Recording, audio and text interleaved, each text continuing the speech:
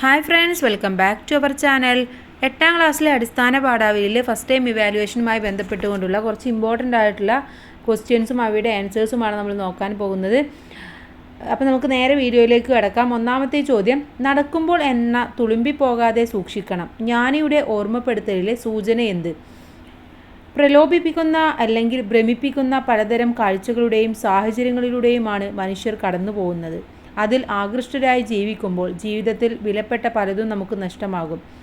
മൂല്യങ്ങളിൽ അടിയുറച്ച് ജീവിക്കണം എന്നതാണ് ജ്ഞാനിയുടെ ഈ ഓർമ്മപ്പെടുത്തലിലെ സൂചന. അപ്പോൾ നിങ്ങൾക്ക് ചിലപ്പം ഇതിങ്ങനെ തന്നെ ഡയറക്റ്റ് ക്വസ്റ്റ്യൻ ചോദിക്കും, അല്ലെങ്കിൽ ഇത് വിശദമാക്കുക എന്നൊക്കെ പറഞ്ഞിട്ട് ചോദിക്കാം.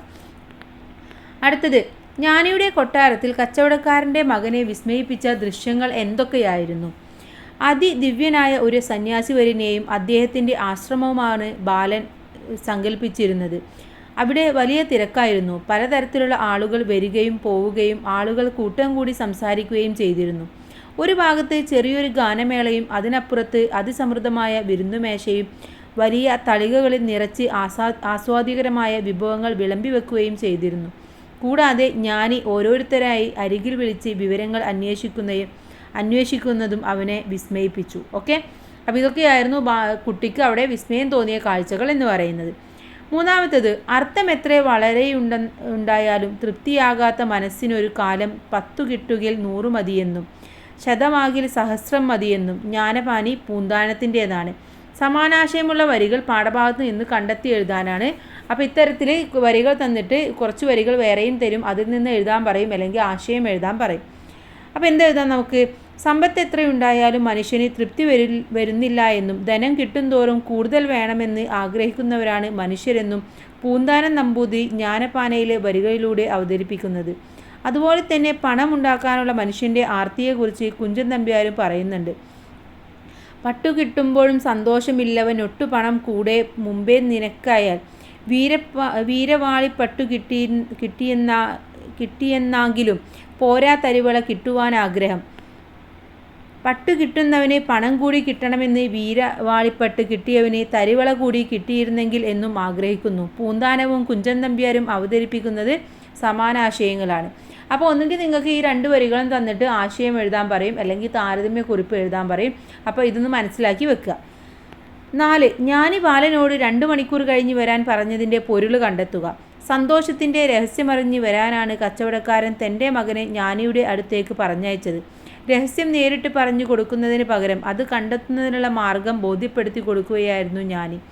ജീവിതാനുഭവങ്ങളിലൂടെ ഉള്ളിലെ സ്നേഹം, നന്മ, വെളിച്ചം എന്നിവ സ്വയം കണ്ടെത്താൻ ബാലനെ പ്രാപ്തനാക്കുകയായിരുന്നു ജ്ഞാനിയുടെ ലക്ഷ്യം. അതിനുവേണ്ടിയാണ് ബാലനോട് 2 മണിക്കൂർ കഴിഞ്ഞ് വരാൻ പറഞ്ഞത്. അടുത്തൊരു ചോദ്യം, മത്സ്യങ്ങൾ ആകാശദേവനോടും ശൂലാപ്പ് ദേവിയോടും കരഞ്ഞു പ്രാർത്ഥിക്കാൻ കാരണമെന്ത്? അഴകനും പൂവാലിയും കവ്വായിക കായലിലാണ് കഴിയുന്നത്. മഴക്കാലത്ത് ശൂലാപ്പ് കാവിലെത്തി മുട്ടയിട്ട് കുഞ്ഞുങ്ങളെ വളർത്തിയെടുത്തതാണ് തിരികെ യാത്ര.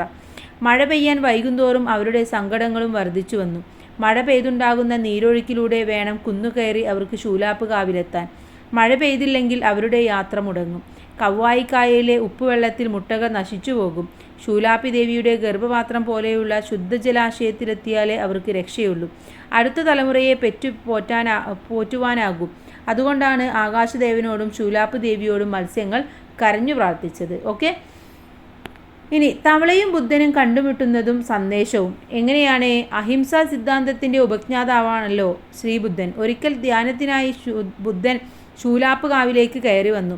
വഴിമാറിക്കൊടുക്കാനുള്ള വെപ്രാളത്തിൽ തൻ്റെ പാദസ്പർശമേറ്റ് തവളയെ ബുദ്ധൻ കൈകളിൽ കോരിയെടുത്തതും കണ്ണിൽ അലിവിൻ്റെ നനവ് പടർന്നതും തവള മത്സ്യങ്ങളോട് പറഞ്ഞു. സഹജീവി സ്നേഹം വായനക്കാരിലേക്ക് എത്തിക്കാൻ കഥാകൃത്ത് നടത്തുന്ന ബോധപൂർവമായ ശ്രമമാണിതെന്ന് പറയാം. പരിസ്ഥിതിക്ക് മേലുള്ള മനുഷ്യൻ്റെ കടന്നുകയറ്റവും ജീവജാലങ്ങൾ നേരിടുന്ന ഭീഷണിയും തവളയിലൂടെ അവതരിപ്പിക്കുന്നു. ബുദ്ധൻ്റെ പ്രതിനിധിയായി ഇതിലെ തവളയെ കാണാം. സർവ്വ ജീവജാലങ്ങളും കൂടിച്ചേർന്ന സന്തുലിതമായ ജീവിതമാണ് ബുദ്ധൻ വിഭാവനം ചെയ്യുന്നത്. അഹിംസയാണ് അതിൻ്റെ മർമ്മം. അതുപോലെ തന്നെ തവള ഉഭയജീവിയാണ്. കരയിലെയും വെള്ളത്തിലെയും ജീവികളെ ബന്ധിപ്പിക്കുന്ന കണ്ണി. മനസ്സിൻ്റെ നന്മയും പരിശുദ്ധിയും കാത്തു സൂക്ഷിക്കുന്ന ഒരു സന്യാസിയുടെ സ്വഭാവ പകർച്ച തവളയിൽ പ്രകടമാകുന്നുണ്ട്. അപ്പോൾ ഈ തവളയെയും മനുഷ്യൻ്റെ സ്വഭാവം തമ്മിൽ താരതമ്യം എഴുതിയിട്ട് വിശകലനം എഴുതാനൊക്കെ പറയാറുണ്ട്. അപ്പോൾ കൂട്ടുകാർ ഈ ഭാഗങ്ങളൊക്കെ നന്നായിട്ട് വായിച്ച് മനസ്സിലാക്കി വെക്കുക. മലയാളം എക്സാമാണ്, മാർക്കിനനുസരിച്ച് നന്നായിട്ട് തന്നെ എഴുതാൻ വേണ്ടി ശ്രമിക്കുക. 5 മാർക്ക് എന്നൊക്കെ പറയുമ്പോൾ ഒരു പുറം ഫുള്ളായിട്ട് എഴുതാൻ വേണ്ടി ശ്രമിക്കുക. Okay, thanks for watching.